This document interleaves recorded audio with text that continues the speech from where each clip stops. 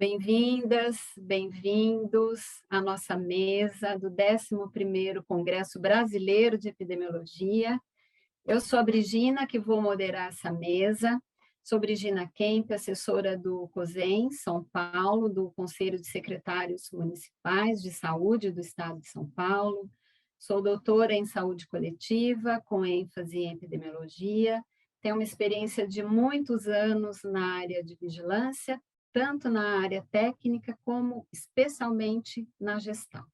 Não sou eu que vou moderar essa mesa. Essa mesa tem como tema: a construção da vigilância deve ser um processo contínuo. Isso é importante a gente saber que para a gente enfrentar, por exemplo, essa pandemia que nós estamos enfrentando, a Zika vírus, como nós vamos falar aqui hoje, para enfrentar as emergências em saúde pública, e para ter uma ação tão importante que é as ações de vigilância na atenção primária em saúde, a gente só consegue isto se a gente tiver uma construção consolidada da vigilância no nosso SUS. Consolidada por meio de equipes preparadas, por meio de priorização, de conhecimentos e de avanços nos nossos aprendizados. Então, a nossa mesa vai funcionar da seguinte maneira: eu vou chamando os palestrantes um a um. Os palestrantes terão 15 minutos para sua apresentação, aos quais eu vou lembrar quando tiver faltando 5 minutos para eles encerrarem, e após a palestra de todos, nós vamos abrir para o debate. Então, nós vamos começar com o Márcio Garcia. O Márcio, ele é médico veterinário, mestre em tecnologia de alimentos, graduado pelo programa de treinamento em epidemiologia de campo, aplicado ao serviço do SUS. Atualmente, o Márcio é superintendente da Vigilância em Saúde da Secretaria Municipal de Saúde do Rio de Janeiro. O Márcio vai falar para nós da gestão de emergências em saúde pública na cidade do Rio de Janeiro, a experiência do enfrentamento da pandemia de Covid. Então, Márcio, agora eu passo a palavra para você. Você vai ter 15 minutos. Então, boa palestra.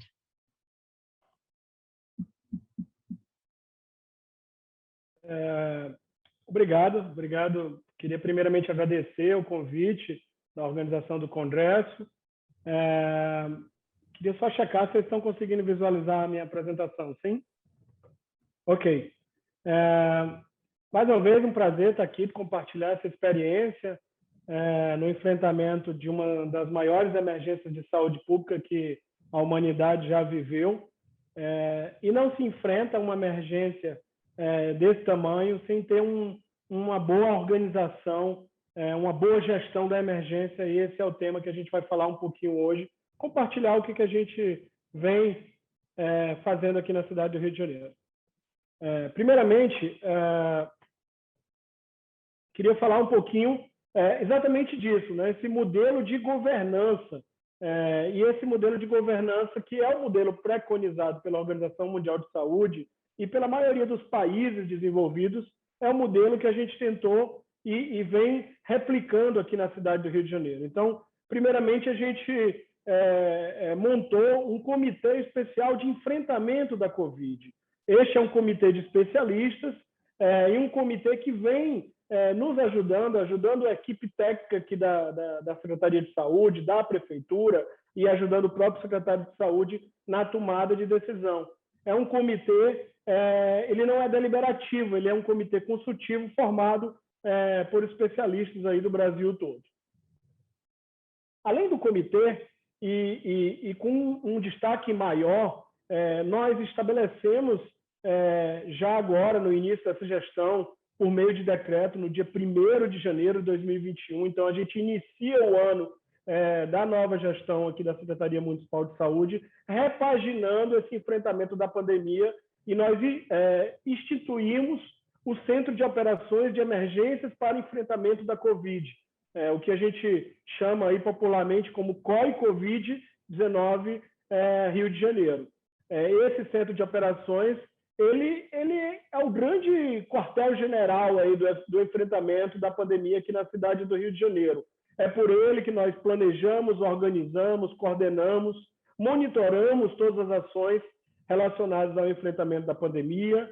nós elaboramos protocolos, procedimentos comuns para a resposta à pandemia, fazemos todo o conjunto de análises relacionadas à pandemia, seja da situação epidemiológica ou também a partir de dados assistenciais, para tentar exatamente identificar a pressão assistencial que a pandemia traz nos nossos serviços. Também divulgamos informações.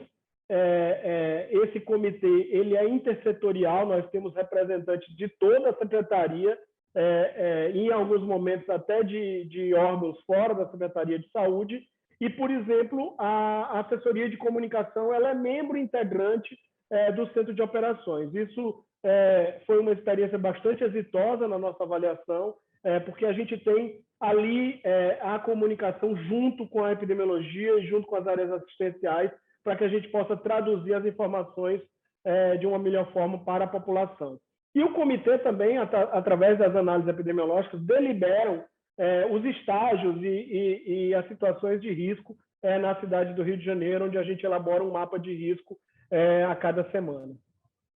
Esse aí é um pouco aí só da organização desse centro de operações de emergência. Nós temos uma área de comando que faz o centro funcionar, temos o grupo de operações, temos o grupo de informação, temos um grupo de tecnologia de informação e todas as áreas da Secretaria de Saúde fazem parte do Centro de Operações de Emergência. O centro funciona a semana inteira no horário comercial e também disponível fora do horário comercial. E a gente tem uma série de reuniões e de eventos de trabalho aí que fazem parte da rotina desse Centro de Operações de Emergência. Aqui um pouco aqui da ilustração de alguns dos nossos produtos. Então, desde o dia 1º de janeiro é publicado um boletim epidemiológico da Covid. Ele traz todo o cenário epidemiológico, todo o cenário de vacinação e também o mapa de risco. Agora nós já estamos num momento de readequação do funcionamento desse centro e o boletim já não é mais publicado semanalmente, mas a gente continua com essas informações disponível num painel de informações. Aqui é um outro exemplo que faz parte da estratégia de resposta coordenada, de gestão da emergência e principalmente de comunicação de risco. Foi instituído também, desde o dia 1º de janeiro, coletivas semanais para apresentação dos dados e de todas as ações de enfrentamento da Covid na cidade do Rio de Janeiro. Nessa coletiva, a gente apresenta o boletim epidemiológico, é um momento de transparência de dados, é um momento de comunicação de risco. Estas reuniões, essas coletivas, elas têm a participação de toda a imprensa, então é aberto para a imprensa, e ela também, a própria coletiva é transmitida via redes sociais e o YouTube. Então, toda a população tem acesso das informações mais importantes relacionadas à pandemia. Aqui, outra estratégia de comunicação, vocês podem observar que a gente trabalha com uma diversidade de estratégias de transparência e comunicação. Aqui é a ilustração do nosso painel de monitoramento, é o painel Rio Covid.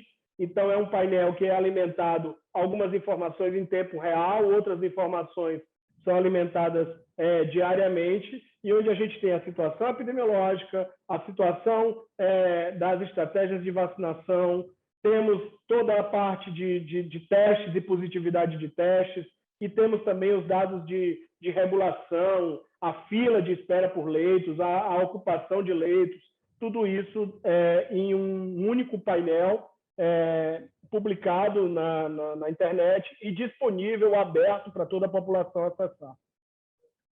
Como eu falei lá no início, um dos papéis do COI Covid é também trabalhar no planejamento e na elaboração de procedimentos e protocolos para que a gente possa unificar a resposta. Então, aqui um conjunto de documentos que já foram publicados, Plano Municipal de Imunização, um guia rápido da atenção primária para autonotificação, testagem e monitoramento de casos, plano de comunicação, plano de contingência. Aqui só um exemplo de uma parte das nossas publicações. Essa linha do tempo ela traz um pouco aqui de alguns destaques ao longo deste ano. é um ano que foi bastante importante, né? Porque é um ano onde a gente passou a entender um pouco mais a Covid, tem muita coisa para ser esclarecida ainda, mas é um ano que a vacinação começou a ser colocada em prática. Então, lá em janeiro, a gente instituiu o COI-Covid, logo no final de janeiro, o início da vacinação, aqui na cidade do Rio de Janeiro, a primeira dose aplicada, praticamente a primeira dose do Brasil, foi aqui, a gente acabou celebrando isso no Cristo Redentor, então isso foi muito simbólico aqui para a cidade do Rio de Janeiro. Em fevereiro, a gente teve a entrada da variante P1. Em março, a gente reforçou o fluxo de sequenciamento viral junto à Fiocruz e outros parceiros. Hoje, a cidade do Rio de Janeiro é uma das cidades que tem mais sequenciamentos do SARS-CoV-2. Em abril, a gente inicia parceria com organizações não governamentais para ampliar a vacinação. Já lá em maio, o Rio de Janeiro aponta, ainda em investigação, mas depois foi confirmado, um evento adverso importante relacionado a gestantes com a vacina AstraZeneca, e logo depois o Ministério da Saúde fez uma recomendação em relação a isso.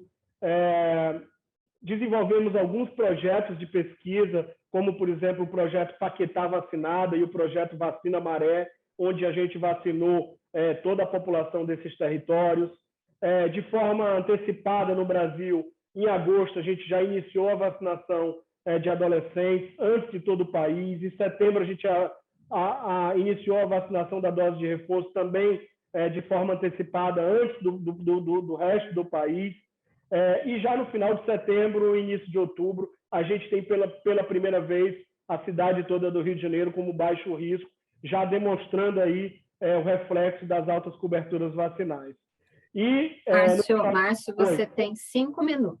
Tá, no final de outubro, começo de novembro, a gente atinge 75% da população com o esquema completo, e isso é um marco bastante importante. Logo depois, a gente teve o último paciente de Covid saindo do principal hospital de referência. Este é o cenário epidemiológico atual, uma redução sustentada de casos, uma redução brusca e sustentável das internações, dos óbitos, do percentual de positividade. Hoje apenas 2% são positivos para a Covid, e hoje a gente tem uma cobertura vacinal de 77% de toda a população carioca com o esquema completo. Aqui alguns números que eu vou deixar à disposição de vocês, mas isso está disponível no painel. Essa é a situação. A gente realmente tem uma redução de casos bastante sustentável aí nas 12 últimas semanas. O Rio de Janeiro, diferente do resto do país, tem 4 zonas de aumento de casos. Aqui a redução do número de internações também bastante sustentável, e a redução de óbitos, né? A gente, há 12 semanas atrás, chegou a ter 500 óbitos em uma semana. Na última semana, nós tivemos 5 óbitos. A taxa de positividade hoje está em 2%, é uma taxa inferior ao que a Organização Mundial de Saúde cita como situação de controle, e as coberturas vacinais.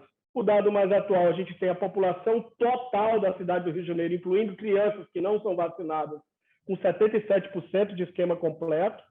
E esses 2 últimos gráficos traduzem exatamente o esforço aqui do nosso trabalho, seja na vigilância ou seja na estratégia de vacinação. Na linha em azul, no gráfico da esquerda, a gente tem os casos graves, mostrando aí que a partir da semana 31, esses casos começam a cair bruscamente, e a vacinação ampliando, né, de forma oposta aí completamente. Então, quanto mais a gente avança na vacinação, a gente reduz os casos graves, e o mesmo movimento ocorre aí com os óbitos. Hoje, a gente sabe que a pandemia não acabou, mas a gente tem uma situação na cidade do Rio de Janeiro bastante controlada, e a gente segue monitorando essa situação epidemiológica, e ao sinal de qualquer mudança, a gente também vai mudar a forma de trabalhar. Para finalizar, a gente realmente investe muito aqui na vigilância, investe muito na vacinação, a gente acredita na vacina, e a gente segue vacinando a população para atingir coberturas maiores ainda, né? Deixo o meu muito obrigado. Aqui é a situação de risco hoje da cidade. Toda a cidade está em baixo risco. E aqui um pouco do histórico. Aqui a gente já teve situação muito pior aí ao longo do ano, mas realmente a situação epidemiológica na cidade do Rio de Janeiro hoje é bastante controlada por conta de todo esse trabalho. Aqui é o panorama das variantes. Realmente a gente tem uma predominância da variante Delta e desde junho essa situação ainda não mudou. E para desafios aí futuros, só encerrando aqui o último slide, esse tempo de mobilização do COI-Covid, do enfrentamento, a gente entende que isso é um desafio, porque a gente precisa de muita gente, precisa de muita força para poder manter essa operação de emergência. Estamos aí avançando num plano de retomada gradual, com muita responsabilidade. Temos uma pergunta para o futuro sobre se a vacinação contra a Covid vai ser realmente anual, como é que vai se dar isso. Os sistemas de informação em saúde foram um grande desafio ao longo da pandemia. A gente precisa, em algum momento, rediscutir os sistemas de informações hoje e também tirar essa experiência do enfrentamento da Covid para outras emergências. Então, aqui na cidade do Rio de Janeiro, a gente vem trabalhando para o fortalecimento das ações de resposta às emergências de saúde pública, ampliando o nosso CIEVs, ampliando a nossa rede municipal de vigilância de saúde e introduzindo também o EPSUS fundamental aqui na cidade do Rio de Janeiro, porque a gente entende que a gente precisa também fortalecer a epidemiologia e a epidemiologia de campo no SUS e aqui na cidade do Rio de Janeiro. Essa apresentação ela é uma apresentação feita a muitas mãos. Eu aproveito para agradecer toda a minha equipe, toda a equipe da Secretaria de Saúde, que vem trabalhando arduamente para a gente sair dessa situação. Obrigado e a gente fica à disposição.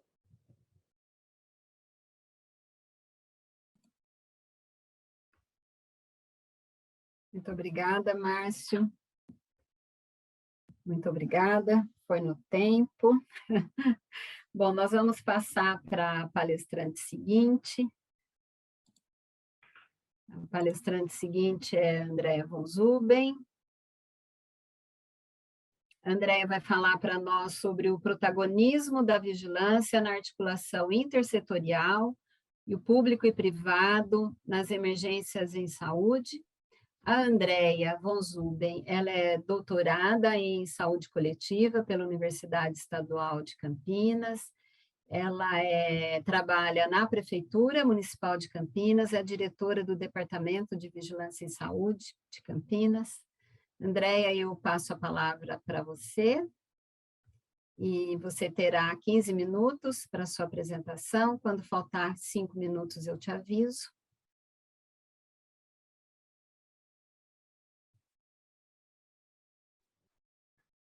Boa tarde a todos. Eu queria agradecer bastante o convite da Brigina. Brigina, que trabalhou comigo aqui na Prefeitura de Campinas, na Secretaria de Saúde durante muitos anos, e me antecedeu aí no desafio da direção. E queria agradecer bastante a oportunidade da gente estar mostrando um pouquinho dessa experiência, dessa intersetorialidade, principalmente lidar com emergências na intersetorialidade. Então, eu vou tentar compartilhar aqui. Deixa eu ver. Espera só um pouquinho. Será que eu estou autorizada aqui para o compartilhamento? Porque eu não estou encontrando. Acho que todos estão, Andréa. Tá. Os palestrantes estão, achou? Acho que vai dar certo. Vamos lá. Vocês estão vendo? Sim? Tá joia. Então, vamos lá. O desafio, então, que foi me dado é falar um pouquinho, né, dessas ações intersetoriais nas emergências da saúde pública e a importância dessas articulações para a gente fazer uma construção a melhor possível que a gente possa. Eu gosto muito desse quadro aqui, porque na verdade, isso aqui é Campinas, né? Campinas é uma cidade de 1.300.000 habitantes, ela é maior que várias capitais do Brasil. É uma cidade que ela é um polo tecnológico, ela tem várias universidades, ela tem um aeroporto. E eu gosto muito dessa representação que a gente faz quando a gente pensa em emergências em saúde pública, em que Campinas ela tem uma centralidade, porém tudo que a gente precisa fazer abrange muito mais do que a nossa cidade, abrange mais do que, às vezes, o estado, o país, e numa pandemia acaba que a gente tem que estar conectado com tudo que está acontecendo no mundo. Bom, só para vocês se situarem, então, aqui é Campinas, né? Campinas, ela dista mais ou menos 100 quilômetros da capital do estado, do município de São Paulo. A gente trabalha aí numa rede, né? Como todo mundo que trabalha com vigilância, e eu quis mostrar essa rede muito intrínseca aí ao sistema de vigilância, porque o sistema de vigilância, na verdade, ele é um grande desafio, né? Hoje a gente tem o CIEVES Campinas, né? É uma estrutura que a gente instituiu mais ou menos este ano, que é para lidar com as emergências. E para a gente conseguir dar certo, né, numa pandemia, numa emergência, a gente precisa ter contato com todo mundo, né? Anvisa, o Ministério da Saúde, a rede de CIEVES. Aqui em São Paulo a gente tem os grupos de vigilância epidemiológica, o Centro de Vigilância Epidemiológica Sanitária, Instituto Pasteur, Adolfo Lutz, a SUSEM, os centros de saúde, a rede privada, porque também foi me pedido para falar um pouquinho sobre a rede privada, e para a gente trabalhar com qualquer coisa em emergências, a gente tem que ter uma rede muito bem sintonizada e sincronizada, uma rede de unidades notificantes que nos faça conhecer verdadeiramente o problema que a gente está enfrentando. Então, a gente trabalha muito com todos os programas, né? O colega do Rio de Janeiro que me antecedeu disse de todas as deficiências e dificuldades que a gente teve esse ano, eu queria até ratificar, reiterar esse grande problema, porque nós tivemos que ser muito ousados e muito capazes de fazer junção de bancos muito diferentes para dar conta da complexidade do problema. A gente trabalha com esquema de plantão 24 horas e a gente é um sistema que eu gosto de dizer que ele, além de hierarquizado, ele é um sistema que atua em rede.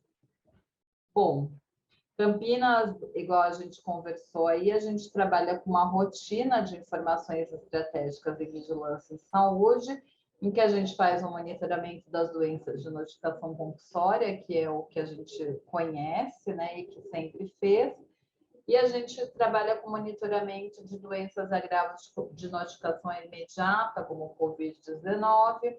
Já tínhamos uma experiência grande nas arboviroses, né, dengue, zika e chikungunya, nas epizootias mais relacionadas à febre amarela, que a gente teve um grande problema aqui, e em surtos em geral.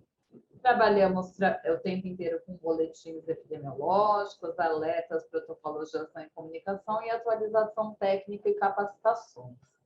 Bom, quando a gente fala de grandes problemas de saúde pública, a gente passa a ver que esses grandes problemas, eles são uns problemas que a Secretaria de Saúde ela tem muito protagonismo, porém, a Secretaria de Saúde sozinha não faz bem o enfrentamento desse tipo de problema. Então, há algum tempo já, nós estamos trabalhando com um aumento da capacidade da resposta do setor saúde, investindo tanto em processamento e integração do grande volume de dados que a gente tem, como em georreferenciamento, né? As nossas doenças são georreferenciadas há bastante tempo, mas a gente criou agora duas estruturas, que é um COI municipal, que é o quê? Um Centro de Operações de Emergência Municipal, que integra todas as secretarias de saúde responsáveis ou que podem ter alguma responsabilidade sobre os temas que a gente está tratando. E a gente tem trabalhado com algo que eu não sei o tanto que as pessoas conhecem, que é com cidade resiliente. O que é uma cidade resiliente? Uma cidade resiliente é aquela cidade que ela tem capacidade de suportar grandes emergências em saúde pública, sem desestruturar totalmente o seu sistema de saúde e a própria dinâmica da cidade.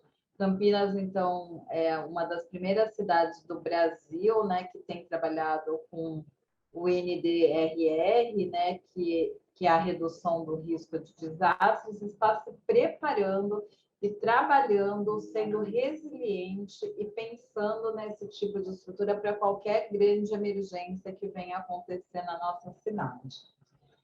E há bastante tempo já a gente vem trabalhando nesse trabalho com o COI, né, que é essa coordenação, em que a saúde não faz mais coordenação de nenhum grande problema de saúde pública ou qualquer emergência epidemiológica, e aí eu trago para a Covid sozinha.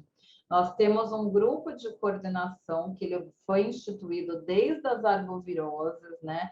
A gente primeiro tem a dengue, depois vem a crise do Zika, aqui chikungunya a gente teve pouco, mas a gente já tem esse comitê de arboviroses, que ele trabalha em conjunto, a Secretaria de Governo, em que a Defesa Civil faz parte, em que a gente pediu para que fosse a Defesa Civil a grande coordenadora dos COIs municipais, porque a gente via que quando a coordenação de qualquer grupo intersetorial, ela não era de um órgão ligado ao gabinete do prefeito, ela se enfraquecia, porque a Secretaria de Saúde ela está no mesmo nível de hierarquia das demais, e era muito difícil a gente conseguir fazer com que as demais secretarias elas se envolvessem e trabalhassem com aquilo se fosse algo que a Secretaria de Saúde, sem linha de mando, estivesse participando.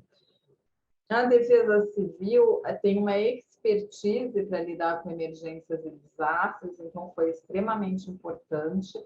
E hoje a gente trabalha da seguinte forma: a gente tem um grupo de coordenação, então estou dando exemplo do Comitê Municipal de Enfrentamento da Pandemia pela Infecção Humana pelo Novo Coronavírus, que a gente tem um eixo de coordenação da Secretaria de Saúde, que leva todos os dados, da Secretaria do Governo, Defesa Civil, Comunicação Social e o próprio gabinete do prefeito, fora da Defesa Civil, quando a gente precisa de mais apoio.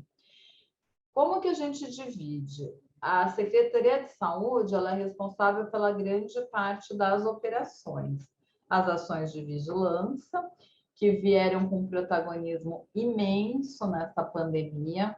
Acho que a vigilância em saúde ela nunca foi tão desafiada e nunca teve que dar tanta resposta, e, no geral, respondeu muito bem como coordenadora e ordenadora de tudo que estava acontecendo. As ações de assistência e as próprias ações administrativas que possibilitam que a gente dê a resposta de maneira oportuna, comprando equipamentos, insumos, organizando vacina. Então, a gente pôs essas três grandes áreas. E uma outra área que a gente chama de planejamento, que a gente tem o próprio comitê Covid, formado por várias secretarias, com assento de vários secretários, que a gente dividiu por eixos temáticos. E o bacana desses eixos temáticos que aconteceram na pandemia conseguem continuar acontecendo agora, a gente está na mesma lógica para as arboviroses. O que a gente tem de bacana? Que a gente passou por outras secretarias para coordenar os outros eixos. Porque muitas vezes a gente tinha muitos desses eixos, porém a saúde tinha que estar em todos. E isso dificultava muito a nossa operação. Vou falar rapidamente de cada eixo. A gente tinha um eixo de atendimento ao público, o público que queria saber... Você tem, Andréia, 5 minutos, desculpa. Tudo bem. Atendimento ao público desde essa parte de saber sobre vacina, saber sobre atestado sanitário, novos protocolos, cidade está aberta, a cidade estava fechada. Então, a gente fez um eixo de atendimento que era tanto telefônico como chat, como e-mail, como um hot site. Um eixo de transporte público, porque eram muitas queixas, né, sobre a higienização do transporte e os riscos do transporte. Um eixo de segurança pública, que nos auxiliou em ações de fiscalização. Um eixo de RH para organizar totalmente a participação de outras secretarias e aí trazer as horas extras, o pagamento das, que a gente chama aqui de etapas para vacinação. Um eixo de comunicação muito robusto para o município ele ter a mesma fala, e a gente aqui considera muito importante que o poder de fala esteja centralizado em algumas pessoas, ficou bastante centralizado aqui na Vigilância e Saúde, no prefeito e no secretário de Saúde. Um eixo de assistência social, porque a gente precisou bastante do apoio da assistência social para trabalhar principalmente com população sob vulnerabilidade, principalmente quando a gente falava no fique em casa e às vezes as pessoas nem tinham a casa.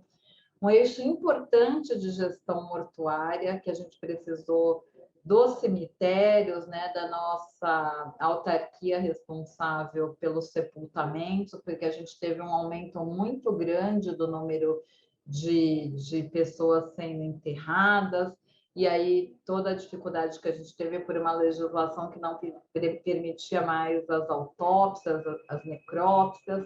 Então, a gente precisou desse eixo, teve auxílio do Exército, um eixo de desinfecção da cidade, embora a gente saiba que ela tinha pouco impacto para a população, era muito legal ver sendo desinfectados os pontos de ônibus, os locais de grande frequência de pessoas. E a gente trabalhou o tempo inteiro com fiscalização integrada, não era só a vigilância que fazia a fiscalização, principalmente quando a gente fez os fechamentos e aberturas, mas a gente tinha a Guarda Municipal, o PROCON, a Defesa Civil, a Secretaria de Planejamento, a educação, que esteve muito próxima de nós, né? E eu acho que para quem viveu a pandemia, a educação foi um grande desafio, porque a gente tinha, de um lado, as escolas privadas querendo funcionar e de outras escolas públicas extremamente relutantes na volta a funcionar. Então, isso foi razão de muita dicotomia e muito estresse nas equipes. As ações de imunização, que aqui a gente, num primeiro momento, centralizou em 5 grandes centros e precisou de muita estrutura de outras secretarias para fazer funcionar, inclusive de informática. E, por fim, a gente tinha algo que foi muito valioso, que eu não vou ter tempo de falar, mas eu convido vocês conhecerem o nosso site, né, que é o www.covid19.campinas.sp.gov.br, em que a gente tinha um compromisso PMC, compromisso da Prefeitura Municipal de Campinas, em que todas as secretarias escreveram, tornaram-se partícipes, tiveram um protagonismo e todo mundo sabia o que tinha que fazer na situação pandêmica.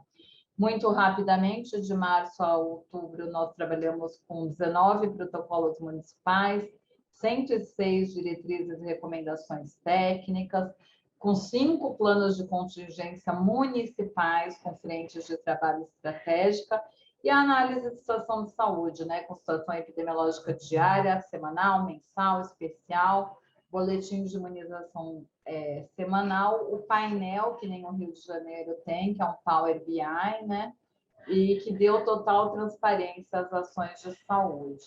Sempre alguns exemplos aqui das nossas produções, né, protocolos sobre tudo que pudesse imaginar, educação, bar, restaurante, estabelecimento religioso. A gente tinha um guia para a integração da fiscalização entre as diferentes secretarias, todo mundo falava a mesma língua, desde lá parar a festa clandestina até trabalhar com a fiscalização, às vezes, de uma loja que estava aberta e devia estar fechada, a gente trabalhou em conjunto. Trabalhamos o tempo inteiro com os planos de contingência para dar clareza às nossas ações. Tivemos, inclusive, um para a gestão mortuária, esse compromisso PMC que eu já falei, mostrando aqui o de gestão mortuária do município. Aqui algumas outras frentes de trabalho que a gente fez, mais bancos de dados além dos que já existiam, e a gente precisou da empresa que desenvolve programas da prefeitura, foi uma ação intersetorial também. Trabalhamos com declaração de estabelecimento responsável, em que todo estabelecimento devia ter uma declaração para funcionar durante a pandemia. Emitimos quase 20 mil declarações e todos aqui faziam essa fiscalização. Atestado sanitário para as pessoas ficarem em casa. Trabalhamos muito com instituição de longa permanência de idosos, e aí essa capacitação das pessoas e essa integração. E para acabar, né, trabalho com a educação... Você precisa ir encerrando, Andréia. Certo. Tá. Então, não dá tempo mesmo de mostrar tudo, mas, em suma, eu acho que a gente teve os sites que a gente construiu, os sites de vacina, e eu acho que foi de muita riqueza a agregação de diferentes estratégias e diferentes secretarias para a gente ter tido o sucesso que a gente teve aí no enfrentamento da pandemia no município de Campinas. Eu agradeço a oportunidade. Obrigada, Andréia. Nós vamos passar agora para o próximo palestrante. Eu não estou escutando, sou só eu? Estão me ouvindo? Tá, agora acho que sim, né? Então, obrigada, viu, Andréia? Infelizmente, a gente tem que controlar o tempo, me desculpa ter interrompido, é bastante coisa para compartilhar, né? Mas quem sabe a gente consegue durante o debate. Então, agora nós vamos passar a ouvir a resposta à pandemia de Zika. Quem vai falar disso para nós é Celina Turk, ela é pesquisadora da Fiocruz. Só um minutinho, Celina. Tudo bem. A Celina é pesquisadora da Fiocruz de Pernambuco, ela é bolsista do CNPq, membro da Academia Brasileira e Pernambucana de Ciências, pesquisadora do Microcephaly Epidemic Research Group, nominada entre os 10 cientistas mais importantes pela Nature, pela atuação na epidemia de Zika. Então, Celina, com você a palavra, pode iniciar a sua apresentação. Como para os demais, eu vou avisá-la quando faltar 5 minutos, tá bom? Muito obrigada. Primeiro, queria saber se está... Eu acho que eu pus os slides antes da hora, né? Mas vocês estão enxergando os slides? Sim, estamos, Celina. Pode prosseguir.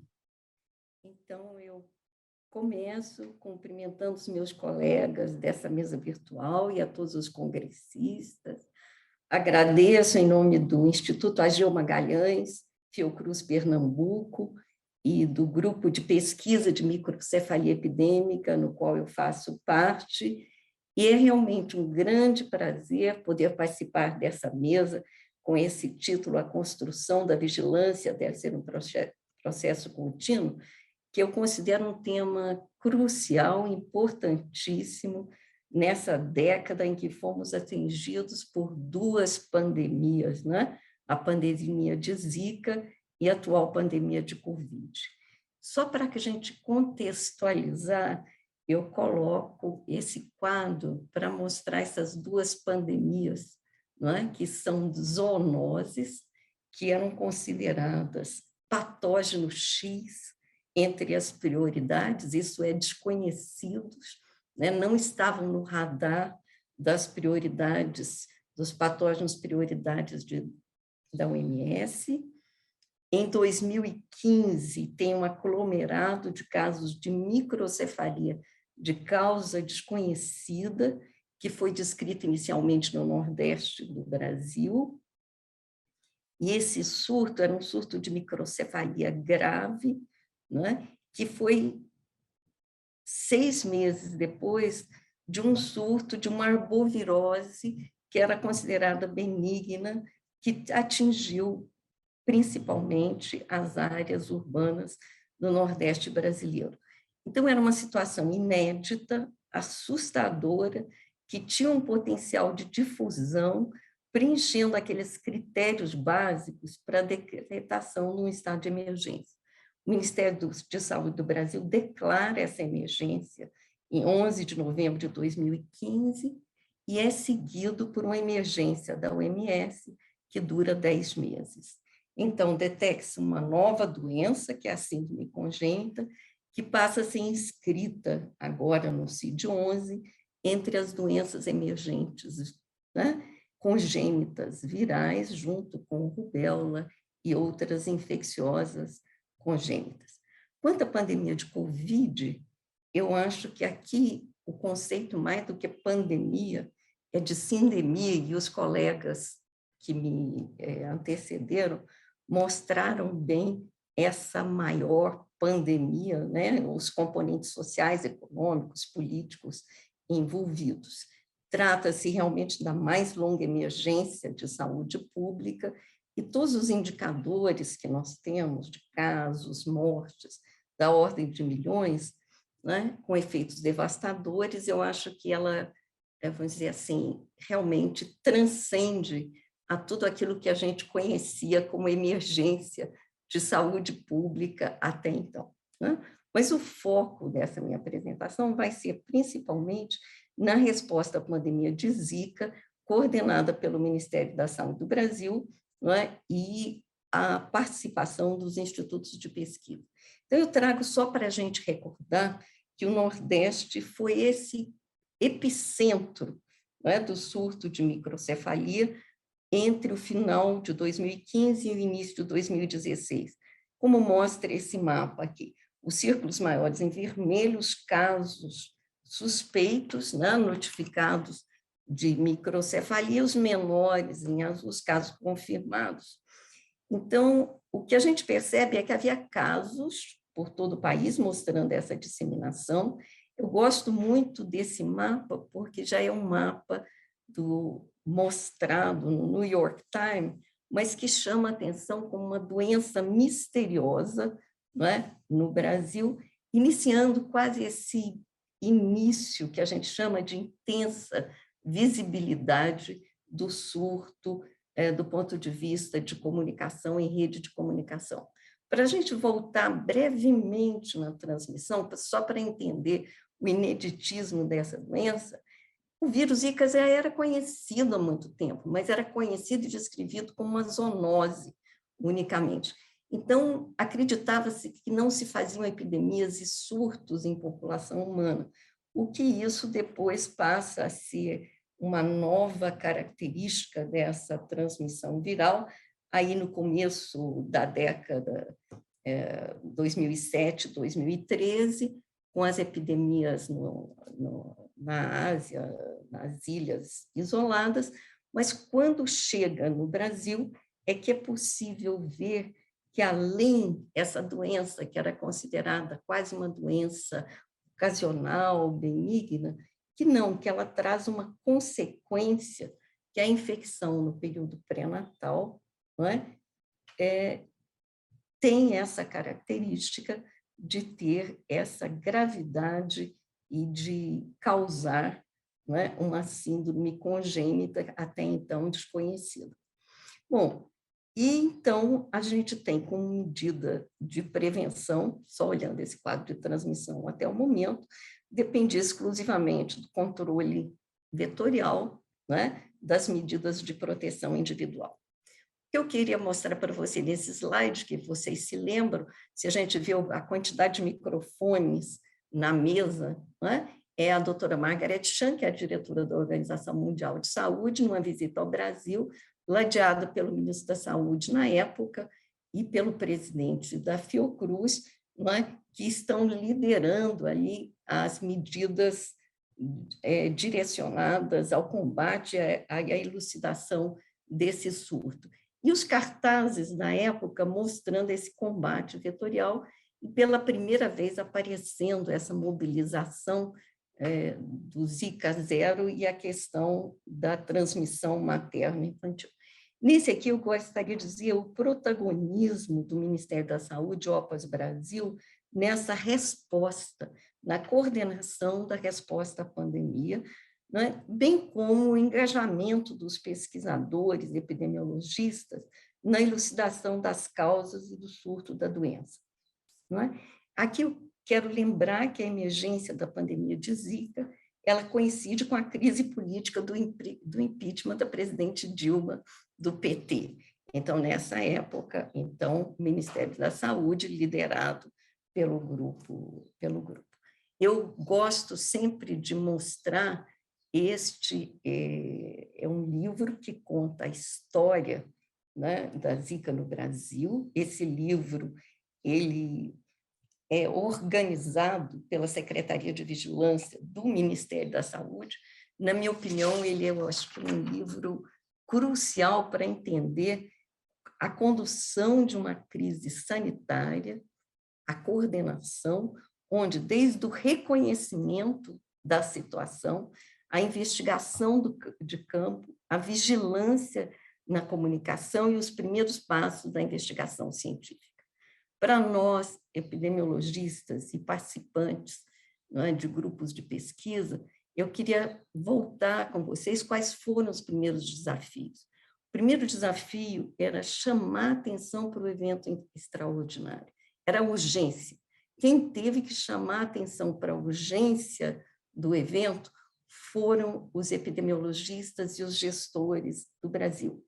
Não é? Depois, estabelecer colaborações em redes nacionais e internacionais. Então, essas redes foram formadas imediatamente, são várias redes, eu cito aqui só uma das que eu participo, está atuante até hoje, que é a rede de pesquisa de microcefalia epidêmica, que mantinha o mesmo esquema de 24 horas de plantão nos primeiros tempos. Não é? Tivemos a associação também com o consórcio europeu e tantos outros consórcios. Bom, inicialmente, a questão crucial era de causalidade. O que causava isso? Então, os dois pontos que eu quero me deter aqui era, primeiro, o que causava, e que foi o estudo de caso-controle, e o espectro dessa síndrome, e vou falar duas palavras sobre a vigilância. Então, aqui nesse estudo de caso-controle, a hipótese que existia inicialmente, que era uma infecção congênita pelo vírus Zika, ela precisava ser testada. E ela foi testada em vários estudos. O que foi feito durante o surto epidêmico foram o recrutamento de neonatos com microcefalia e sem microcefalia em 8 maternidades da cidade, então, simultaneamente ao aparecimento do surto.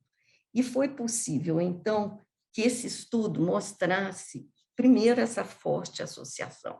Então, um odds de 73, eu acho que para qualquer epidemiologista, mesmo no sendo da área de doenças infecciosas, um odds de 73 vezes mais positividade em crianças com microcefalia, sem microcefalia, isso é evidente.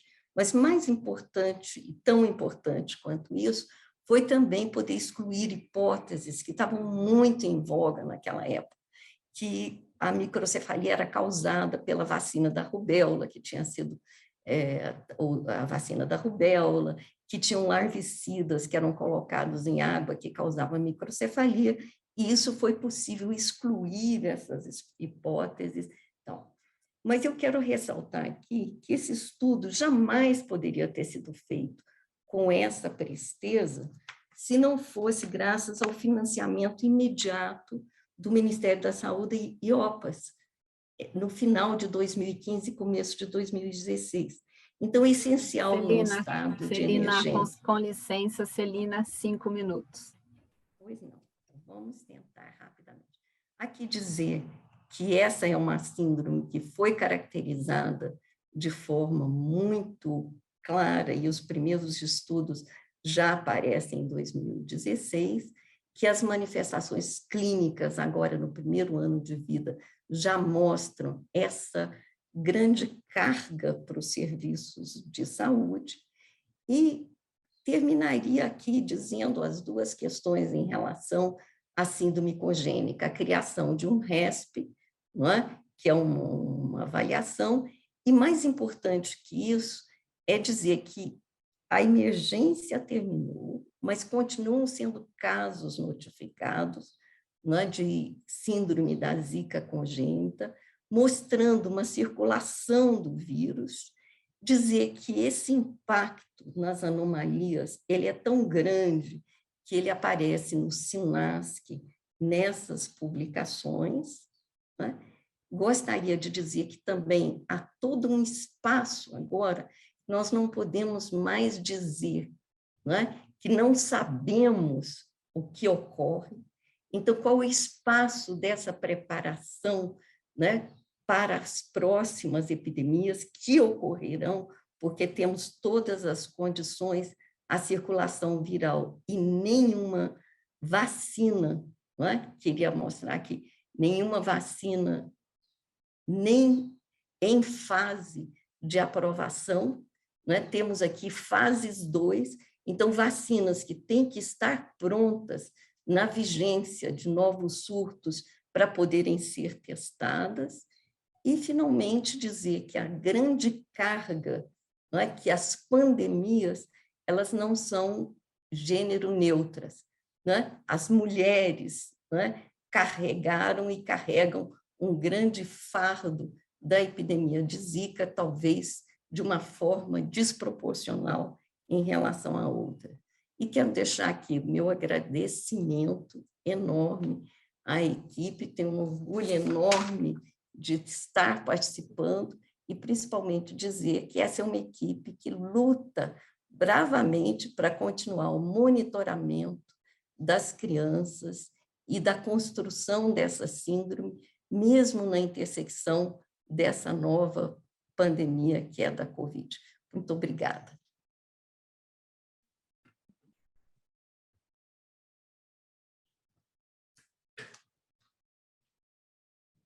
Muito obrigada, Celina, pela sua palestra. Agora nós vamos para a última palestra e vai fechar com chave de ouro pelo tema que o Luiz Augusto Facchini vai nos trazer.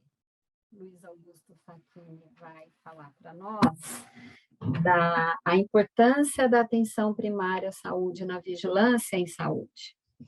O Luiz Augusto Facchini, ele é doutorado em medicina pela Universidade Federal do Rio Grande do Sul, professor voluntário da Universidade Federal de Pelotas, aqui no Brasil.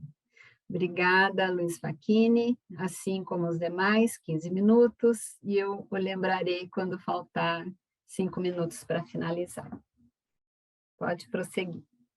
Muito obrigado, Brigina. Obrigado, boa tarde a você, boa tarde aos nossos colegas, ao Márcio, a Andréia e a Celina, que realmente nos oportunizaram, né, ter esse contexto tão importante da vigilância agora nesse nosso 11º Congresso Brasileiro de Epidemiologia.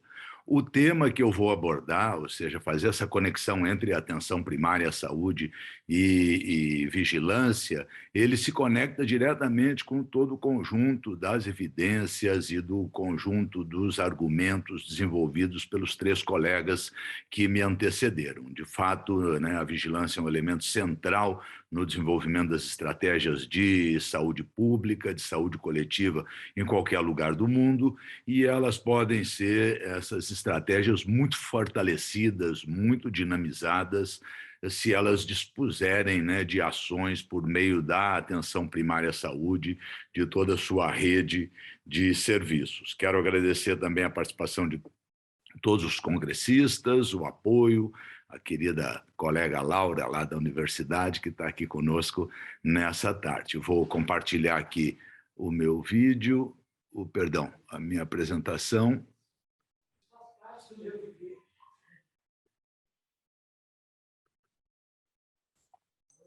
Bom, agora, pronto, já estão conseguindo acompanhar? Estamos. Ótimo, muito obrigado. Então, esse tema que nós vamos conversar um pouco na tarde de hoje, ele é fruto, né, de um trabalho aí conjunto que fiz com a Bruna Venturim, minha aluna do programa de pós-graduação em epidemiologia lá em Pelotas, e que tem muitos materiais para reflexão sobre essa relação entre atenção primária e vigilância. Boa parte dessas evidências, inclusive, estão no nosso livro Acesso e Qualidade na Atenção Básica Brasileira, um e-book que foi lançado ontem aqui no Congresso. Então, está disponível, é de acesso gratuito, de livre distribuição, assim que é uma satisfação poder compartilhar com todos. O tema, então, bom, esse é o livro, né, que eu mencionei, aí ele é fruto, conforme a Celina destacou, tão importante da formação de redes de pesquisa, de trabalho colaborativo entre universidades brasileiras e que hoje estão, de fato, em uma situação muito crítica por toda essa ausência de financiamentos e de investimento do setor público, especialmente do Ministério da Saúde, nos grupos de pesquisa de saúde coletiva, de epidemiologia, em todo o nosso país.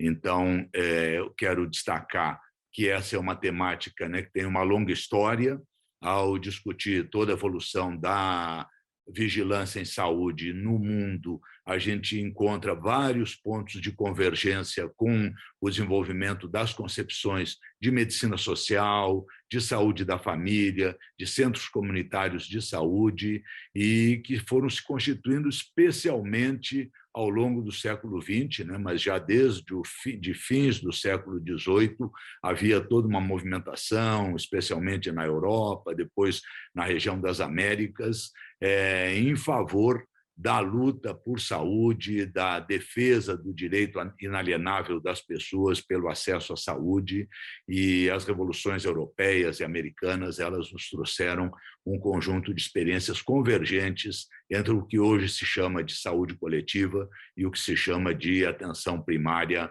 à saúde, né? E essa é uma experiência fundamental dos sistemas de saúde, né? Foi a partir de fins do século XIX, início do século XX, que a gente tem a estratégia de sistemas universais de saúde,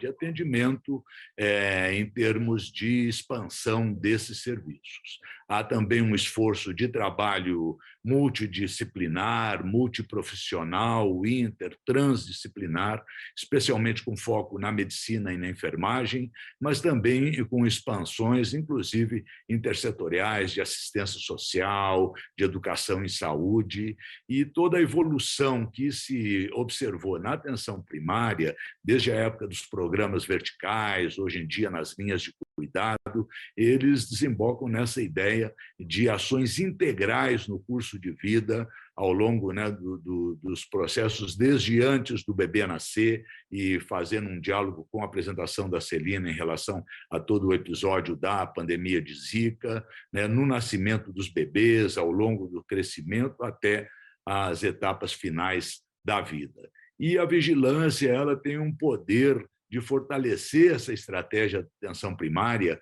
porque ela trabalha com os fundamentos de identificação de características. Por exemplo, né, as famosas milk stations que se estabeleceram na cidade de Nova York, no início do século XX, onde se distribuía leite pasteurizado de boa qualidade para a população, para evitar, né, um aumento expressivo da mortalidade infantil naquela oportunidade, em função do leite contaminado. Então, era uma estratégia de poder promover saúde a partir dessas iniciativas. E depois, com a estratégia de cuidado dos bebês saudáveis, que nós chamamos de puericultura, mais tarde da promoção de saúde e da educação, elementos centrais, né, para a atenção primária.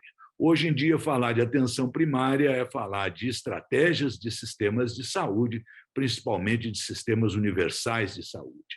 E a potencialidade da atenção primária de fortalecer a vigilância é justamente porque ela está presente em lugares onde as estruturas mais complexas da vigilância e do Estado brasileiro não chegam. Por exemplo, no interior remoto da Amazônia, nos lugares mais distantes, né, do nosso interior do Brasil, e nos grandes centros urbanos, nas favelas, nas periferias, nos lugares de maior necessidade de saúde, né? E a vigilância, com a sua característica de registro, de acompanhamento, de identificação de problemas, ela tem mostrado também que os países com redes de APS mais expressivas, envolvidas na vigilância, né, porque o Brasil tem uma rede de APS muito expressiva, mas que não foi diretamente envolvida na vigilância no início da pandemia, ela teve maior sucesso no rastreamento de risco, na orientação dos grupos populacionais,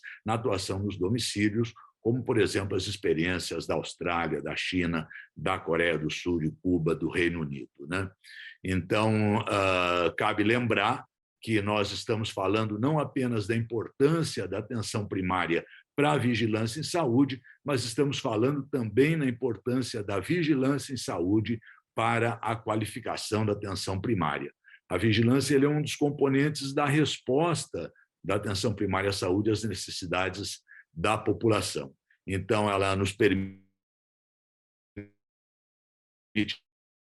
desde o que ocorre com as pessoas, o que faz com que motive a esses indivíduos a buscar um serviço de saúde, o que pode acontecer nesse percurso, as barreiras de acesso, a possibilidade de utilização e, quando se efetivamente se utiliza um serviço, a possibilidade de rastrear problemas de interesse da saúde pública, de realizar busca ativa de pessoas que possam apresentar, né, esses problemas ou que sejam contatos de casos de interesse para a saúde pública, até, portanto, ter um efeito sobre as necessidades de saúde. Elas permitem, portanto, né, uma articulação da vigilância com a clínica, com os cuidados de longo prazo, com a prevenção, o tratamento oportuno e a busca ativa de indivíduos. A APS ela nos permite estimar parâmetros de indicadores relevantes das necessidades de saúde, seja para orientar as ações de saúde coletiva e individual, seja para estabelecer ações intersetoriais no território e com a população sob a responsabilidade da atenção primária à saúde, sejam elas de promoção, prevenção, cuidado, vigilância. A vigilância ela conecta o indivíduo à população, ela conecta a ação individual aos interesses da coletividade. Ela pode nos dar sentido de responsabilidade social para o nosso comportamento, para a nossa solidariedade e empatia. Por exemplo, né, temos agora aí a polêmica do passaporte de vacina. A ideia não é que se estabeleça, né, a obrigatoriedade de cada indivíduo se vacinar, mas sim de condicionar o seu acesso a espaços coletivos aonde essa pessoa possa causar dano aos demais. Então, né, você não precisa se vacinar contra a Covid, mas você somente poderá entrar em um espaço público, seja um restaurante, seja uma situação de aglomeração, se você dispuser desse passaporte. Assim como a questão da proibição do fumo, né? Na perspectiva da vigilância da saúde coletiva, você não precisa deixar de fumar, mas você, ao entrar em uma aeronave para um voo de 14 horas, é certo que você, durante todo esse período, não irá fumar. Então, essas são as conexões, né? E, portanto, Luiz, um segundo, 5 minutos. Tá, joia, muito obrigado. Ainda destacar que a atenção primária é espaço permanente da vigilância ativa, não da vigilância passiva, onde você apenas fica recebendo notificações, mas onde você desencadeia um processo de busca e de acompanhamento, monitoramento da sua população. Ela é um espaço não da vigilância no sentido policial, mas da vigilância no sentido da participação da comunidade, da promoção de ações, do intercâmbio de sintonias entre os interesses populacionais e individuais. A atenção primária é o serviço com maior capilaridade do Sistema Único de Saúde, são mais de 45 mil equipes da Estratégia de Saúde da Família em todos os pontos do país, para a realização de atendimento à saúde, monitoramento regular, com busca e registro de informações sobre condições de saúde, riscos comportamentais, outros aspectos, realizada por profissionais de saúde, pode contar com a participação comunitária ou não, e sempre são fortalecidas com o uso da tecnologia da informação e da comunicação. E isso vale para a identificação de casos, de contatos, adesão a normas, recomendações, identificação de cuidados inadequados, um conjunto importante de ações relacionadas a esse processo entre assistência clínica, o cuidado de indivíduos, a organização de serviços e a ação de saúde coletiva. Vale para notificação e rastreamento de câncer, seja de colo de útero, de mama, cuidado de crianças em idade vacinal, mulheres grávidas, pós-parto. Aqui, por exemplo, algumas contribuições. A gente vê, por exemplo, que a cobertura de exame citopatológico do colo do útero no nosso país, ela vinha num processo crescente, a partir de 19 ela cai, especialmente no contexto da pandemia, e ela recupera parcialmente em 21, sem alcançar os padrões históricos anteriores à pandemia. Também mostra que, né, o relatório quadrimestral de indicadores, a capacidade da atenção primária hoje registrar ativamente, né, a realização desses exames de rastreamento ela está sendo muito baixa e ela precisa ser fortemente incentivada e mobilizada, valendo, portanto, a participação das universidades, dos grupos de pesquisa na qualificação dos profissionais. Também mostra que a estrutura e o processo de trabalho dos serviços é um determinante importante da qualidade do rastreamento. Quando a estrutura é inadequada, aumenta a proporção de falta de acesso, de exames em atraso, de falta de orientação. A mesma coisa acontece quando os processos de trabalho são inadequados. Com a imunização se observou o mesmo processo, havia uma oscilação aí já de alguns anos em relação à nossa capacidade de aplicação de doses de vacina, um processo, né, que se agravou no transcurso desde o impeachment da presidente Dilma em 2016, e ele, né, caiu muito no ano de 20 e ainda não recuperou esse padrão no ano de 21. Isso também fica explicitado na aplicação de doses de vacina pólio e pentavalente menores de 1 ano nos registros do CISAP. O mesmo vale para condições crônicas. Nós temos, né, um imenso acesso da população com hipertensão arterial sistêmica e com diabetes aos cuidados de saúde na atenção primária. A nossa capacidade de rastreamento e registro dessas informações ainda são precárias, né? Mas nós temos estratégias bem implantadas que podem ser utilizadas com sucesso pela vigilância, seja a visita domiciliar, seja a busca ativa de crianças, mulheres e idosos. Em resumo, a atenção primária pode fortalecer todos os fundamentos da vigilância no país, desde o seu rastreamento e notificação até a identificação e investigação de casos, sejam os eventos, né, muito ocorrentes ou de grande gravidade ou de alta letalidade. E se nós organizarmos a atenção primária para as ações de vigilância, nós também vamos potencializar a qualidade do cuidado de indivíduos e coletividades em mais de 45 mil pontos de atendimento da saúde da família no país. Então, eu quero dizer que é preciso fortalecer a convergência entre epidemiologia, entre inteligência, né, sanitária na vigilância e saúde da família. Na atenção primária, a vigilância ela precisa ser proativa, ela precisa buscar, antes de tudo, a promoção e a prevenção de agravos. Ela pode definir prioridades, ela pode estar associada a inovações que significam lançar mão de recursos conhecidos e até já definidos no âmbito da atenção primária, como, por exemplo, a visita domiciliar e a busca ativa.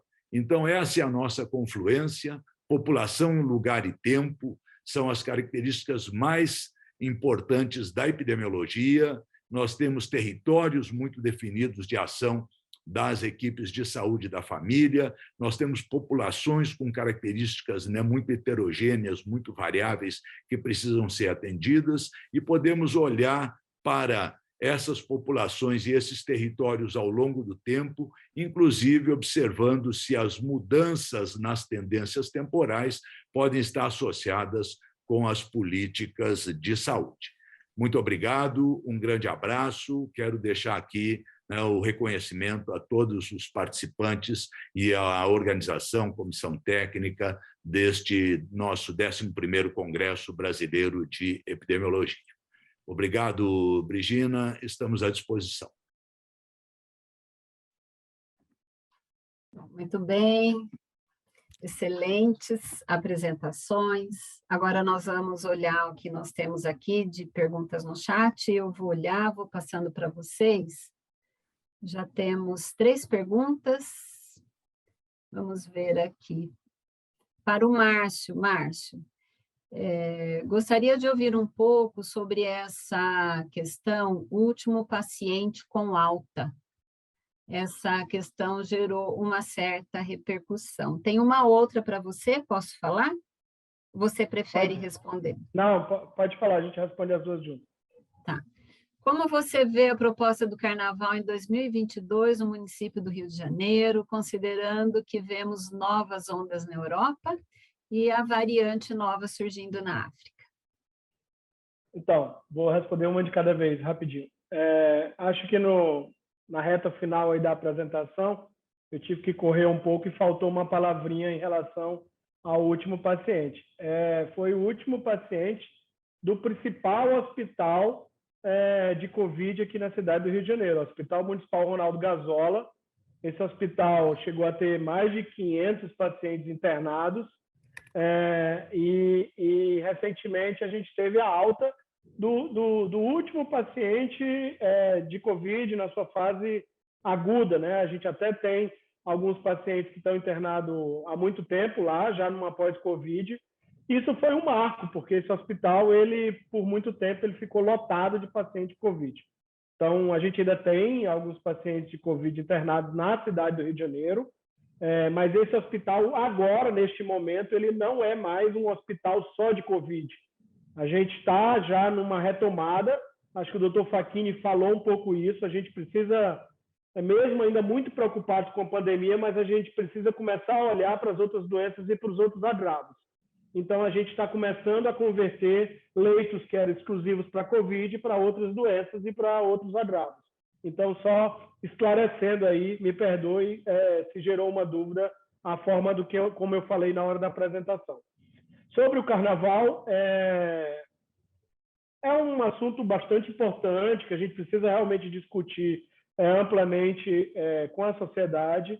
A gente vem discutindo isso no nosso Centro de Operações de Emergência e no nosso comitê de especialistas. O fato é que, neste momento, nós temos dados epidemiológicos muito favoráveis em relação ao controle da pandemia na cidade do Rio de Janeiro. Estou falando de, neste momento, essa avaliação que a gente já está fazendo aí de pelo menos 9 a 12 semanas. Então, nós temos realmente pouco número de casos leves, pouco número de casos graves e pouquíssimos óbitos nesse período de pandemia. E nós temos uma cobertura vacinal hoje de esquema completo na população, beirando os 80%. Essa é uma cobertura de esquema completo muito maior do que vários países no mundo, inclusive países da Europa, países com um sistema de saúde importante. Eu estou falando de Reino Unido, por exemplo, e nós ainda vamos ampliar um pouco essa cobertura. Então, nós, neste momento, a gente... outro dado importante relacionado ao Carnaval. Nós fizemos uma série de eventos testes monitorando a incidência de Covid no período das pessoas que participaram do evento e nas pessoas que não participaram, ou seja, no resto da cidade. Eventos testes que seguiram vários modelos, a maioria deles com a exigência da comprovação do passaporte vacinal. Lá no início, eventos testes que envolviam testagem, pré-evento. Então, a gente testou vários modelos e a cidade do Rio de Janeiro já vem tendo alguns eventos, e mesmo tendo eventos na cidade, nós não estamos vendo, nesse momento, aumento de incidência, seja de casos leves, de casos graves e de óbitos. Então, neste momento, a gente está entendendo a possibilidade, sim, de realizar esses grandes eventos, de ter uma retomada na cidade, mas estamos atentos a qualquer mudança na situação epidemiológica, inclusive nessa situação que é novíssima, né? Até ontem, até algumas semanas atrás, nós não tínhamos uma nova variante. Agora nós temos uma nova variante. Acabei de receber uma mensagem já ao OMS decretando como variante de preocupação, mas apesar de ser uma variante de preocupação, nós não temos ainda evidência de escape vacinal ou que essa nova variante não é reconhecida pelos testes de diagnóstico disponíveis hoje. Então, vamos aguardar. A gente continua aqui no Rio de Janeiro seguindo a ciência. Então, se a gente tiver qualquer evidência científica ou epidemiológica de alguma alteração, a gente vai rever esse plano de retomada. Nós temos uma pergunta, não estão me ouvindo, né? Estão me ouvindo agora? Pronto. Nós temos uma pergunta aqui, não está direcionada a ninguém, e aí vocês sinalizem quem deseja responder. Então, primeiro uma afirmação dizendo, né, da vacina salvando as vidas, mas a questão é, se nós tivéssemos, né, compreendido e reconhecido o papel da transmissão do SARS-CoV-2 por aerossol, se a gente acredita que teria sido diferente a ocorrência de casos e óbitos no Rio de Janeiro ou Brasil. Aí eu acho que cabe a você, Márcio, fazer um comentário. E a pergunta é se otimizar a ventilação natural e propiciar taxas elevadas de renovação de ar no interior de ambientes, se é indicado. Então, como fala do Rio de Janeiro, não sei se o Márcio quer comentar, depois Andréia, Celina, o Luiz, sobre essa questão do reconhecimento, né, do aerossol como importante na transmissão do SARS-CoV-2, se a gente tivesse reconhecido isso antes, se teria mudado o impacto epidemiológico aqui no Brasil, e a questão da ventilação dos ambientes. Doutor Facchini, quer começar aí, discutir um pouquinho isso aí? Obrigado, Márcio. Eu vou fazer um comentário muito geral e depois deixo a parte especializada para você, para as colegas. Eu queria destacar, Márcio, a importância do papel protagonista da população brasileira nesse contexto da pandemia.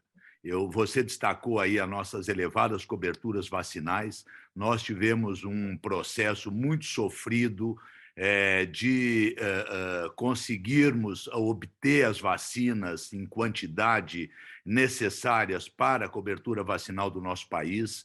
Esse processo foi realmente crítico do ponto de vista político, mas embora, né, o governo tenha se comportado de modo negacionista, o governo federal tenha feito barreiras para dificultar o acesso à vacinação, a população aderiu de uma maneira impressionante e temos hoje não apenas cobertura da vacina contra a Covid em valores, né, em muitas cidades, em valores superiores a boa parte dos países do mundo, inclusive países de primeiro mundo, mas inclusive em relação a vacinas tradicionais do nosso calendário, que estão muito defasadas e que precisamos muito de um esforço coordenado do Ministério da Saúde para incentivá-la, né? E também, se tivéssemos tido oportunidade, né, de poder participar coordenadamente com a população em relação a todos os hábitos de higiene, de distanciamento social, de proteção individual,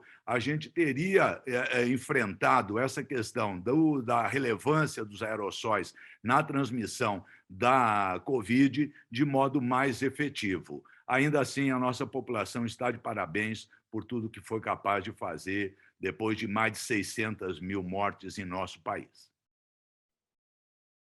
Vou só completar rapidinho. Acho que o doutor Facchini já respondeu um pouco aí tudo. Eu acho que é isso. Eu não sei se eu entendi bem a pergunta. Na verdade, a importância aí da transmissão aérea, da transmissão por aerossóis, ela já estava dada desde o início pela ciência, né?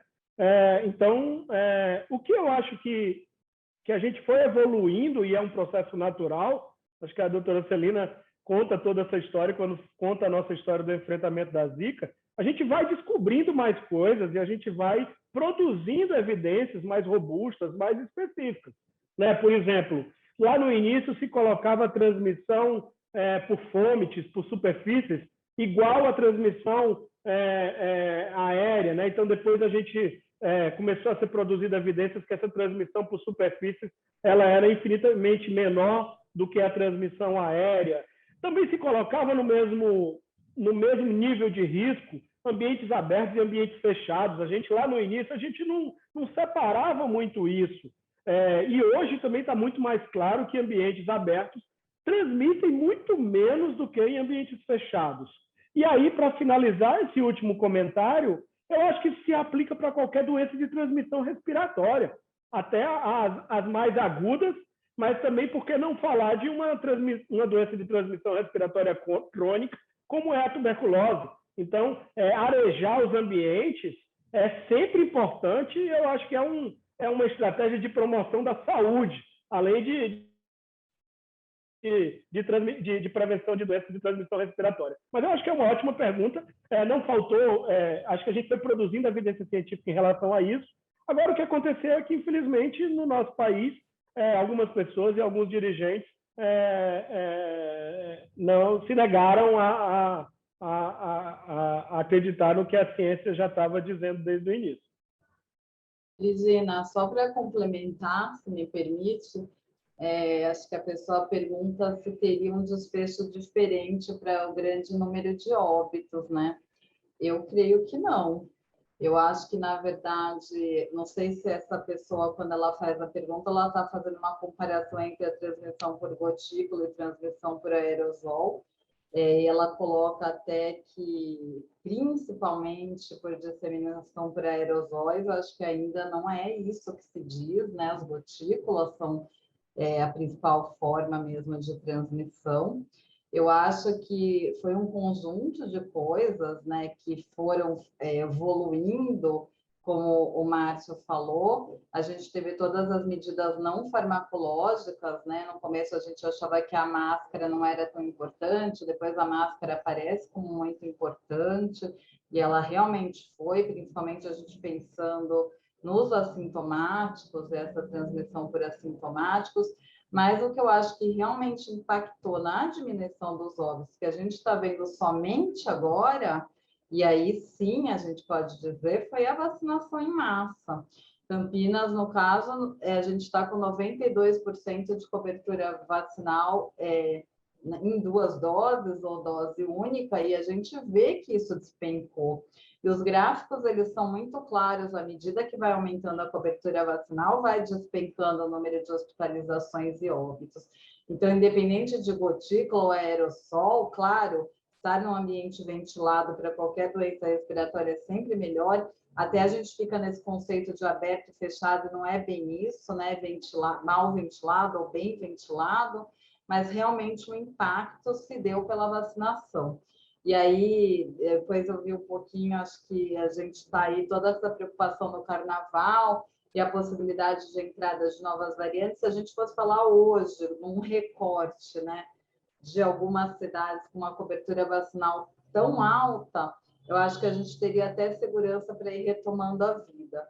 Claro, novas variantes a gente esperava que acontecessem exatamente na África, e ali na África, que a gente está de 4% a 6% de cobertura vacinal. Essa é a grande tragédia, né? E ali vai ser um celeiro de variantes. A gente precisa que o mundo inteiro esteja vacinado para a gente realmente vencer essa pandemia. Doutora Brigina, posso só fazer um comentário muito rápido? Rápido, nós estamos a 5 minutos e tem uma pergunta para a Celina e para o Luiz ainda. Muito rápido, só aproveitando essa fala da doutora Andréa. É sempre importante a gente ter muito cuidado com a comunicação de risco. Então, quando a gente falar de nova variante, de um aumento de casos em algum país, a gente precisa entender e falar junto. Se não houve alguma mudança no sistema de vigilância desse país e passou a detectar mais casos, como é que está a cobertura vacinal desse país? Porque a África, me parece, está com menos de 30%, a Bélgica também, a Alemanha também não está. Então, assim, as pessoas ficam passando informações isoladas e comparando, e de certa forma, me desculpe, eu acho que a gente tem que se preocupar, sim, mas a gente tem que valorizar, como o doutor Facchini falou, mesmo atrasado, mesmo com tudo que aconteceu, a participação do Brasil, a participação do Sistema Único de Saúde brasileiro, mesmo ameaçado, e o nosso Programa Nacional de Imunização e os esforços das secretarias municipais e estaduais de saúde no avanço da vacinação. Realmente, o Brasil, hoje, já se destaca na vacinação e a gente ainda vai avançar mais um pouco aí, com certeza. Bem, então vamos continuar. Celina, até uma pergunta para você. Primeiro, a pessoa parabeniza todos, e para a Celina, ela pede que comente um pouco sobre os resultados mais recentes do consórcio de cortes de síndrome congênita de Zika, referente aos fatores de risco identificados. Bom, eu agradeço a pergunta. Eu acho que tem vários consórcios, principalmente consórcios brasileiros, né? E uma produção científica grande, dando conta vamos dizer assim, dessa nova doença, dessa história natural. Então, como a gente mostrou rapidamente, tinha algumas características que a gente imaginava que eram piores prognósticos. Realmente, crianças com microcefalia grave, né, já se previa, com grandes danos cerebrais, já se previa uma grande, vamos dizer assim, diferença, ou uma grande possibilidade de apresentarem, por exemplo, disfagia, epilepsia grave, o que realmente ocorreu.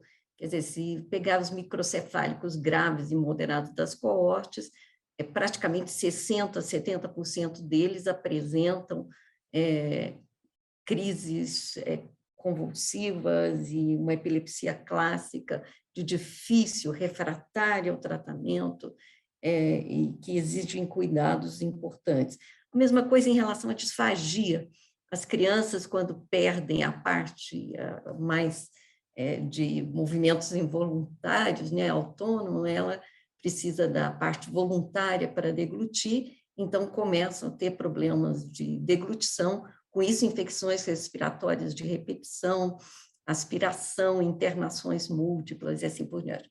E questões que a gente não percebia num primeiro momento, que era porque a grande maioria das crianças tinha um déficit de acuidade visual, não eram só tanto da anatomia, mas que era realmente por falta, né, ou por dano occipital importante, mostrando essas questões. Não só para finalizar, que essa história natural ainda está sendo construída, temos agora essas coortes e a possibilidade de ter protocolos comuns de acompanhamento dessas crianças, que tem ajudado muito. Tem a coorte brasileira, né, de crianças e assim por diante. Então, eu acho que essa é a coisa mais importante de manutenção das redes e colaboração entre os grupos de pesquisa e a continuidade do financiamento para se continuar, então, se entender toda essa síndrome que ainda está sendo escrita com essas crianças. Não sei se respondi, mas acho que o tempo é pequeno e agradeço. Obrigada, Celina. Luiz, nós estamos a 1 minuto de finalizar a nossa mesa, mas tem uma pergunta importante aqui, que é se você poderia falar sobre como os indicadores do Previne podem ser uma barreira para a atenção primária à saúde e para a vigilância. Obrigado, Brigina, obrigado pela pergunta. Sim, é um tema que a gente poderia ficar a tarde toda aqui fazendo uma reflexão, já temos bons indicadores sobre isso, mas, então, dado o adiantado da hora, eu quero dizer, não é que os indicadores em si eles possam ser uma barreira, né, um dano à vigilância ou à atenção primária. O fato é que esses indicadores eles foram definidos, né, agora são 7 indicadores para esse ano, agora de 2021, que estão estabelecidos como os indicadores para poder avaliar o desempenho, a qualidade da atenção primária à saúde no Brasil. E eles são insuficientes, não se realiza a avaliação de desempenho de alto nível com cestas restritas de indicadores, com 7 indicadores, é impossível. Quando você tem uma cesta mínima de indicadores, o seu grande desafio é saber qual é o indicador com qualidade discriminatória para indicar o que é qualidade e o que não é qualidade, né? Então, a gente vê, por exemplo, que a realização de consulta de pré-natal, pelo menos 6 consultas, iniciando antes da 20ª semana, são indicadores bons para o pré-natal, mas não são bons para discriminar a qualidade, porque 85%, 90% das gestantes realizam essa atividade, embora não estejam sendo registradas lá no CISAB, como nós mostramos. E o que é problema, por exemplo, hoje na prática clínica, só 35% das gestantes recebe um exame ginecológico no transcurso da gravidez e menos da metade um exame das mamas no transcurso da gestação. Então, essas são variáveis que estão mostrando, são indicadores que estão mostrando que poderiam discriminar melhor a qualidade. Então, esse é o grave problema, né? O Previne ele faz uma simplificação, um reducionismo da avaliação de desempenho, além de outras consequências que nós temos. Podemos voltar ao tema oportunamente, quero agradecer muito essa oportunidade. Quero também manifestar um outro aspecto funcionou. Claro, quando foi terminado o PEMAC, o Ministério da Saúde rompeu a cooperação com mais de 50 universidades brasileiras que participavam daquele esforço de avaliação externa, de educação permanente, de trabalho, né, de articulação da ciência com a gestão. E hoje o Ministério da Saúde está isolado e tem meia dúzia de indicadores para avaliar a qualidade da saúde da família. Muito obrigado, desculpe o tempo. Gente, então, infelizmente, né, a gente tem que encerrar a mesa. Então, foi muito gratificante estar com vocês, pela excelência do trabalho de vocês, da experiência de vocês, da contribuição de vocês para a vigilância. Foi muito bom, as apresentações foram brilhantes. E, só para encerrar, a gente não tem vigilância que dê conta de tantos desafios se ela não for contínua, consolidada, e que tenha sustentabilidade. Então, muito obrigada a todos os congressistas aqui presentes e a vocês, palestrantes. Parabéns, encerramos a nossa mesa.